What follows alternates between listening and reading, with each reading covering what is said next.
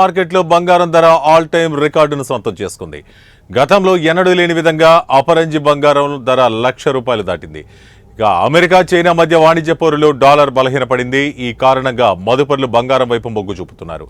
దీంతో ఇంటర్నేషనల్ మార్కెట్లో ఔన్స్ బంగారం ధర $3,405కు చేరి మన రూపాయల్లో ₹1,00,000 దాటింది. ఇక బంగారం ధర రోజురోజుకు పైకి ఎగబాగుతోంది. ప్రస్తుతం గోల్డ్ సరికొత్త రికార్డును నమోదు చేసింది. 10 గ్రాముల మేలిమి బంగారం ధర అక్షరాల ₹1,00,000కు చేరింది. ఈ ధరలో ట్యాక్స్ కూడా చేరాయి.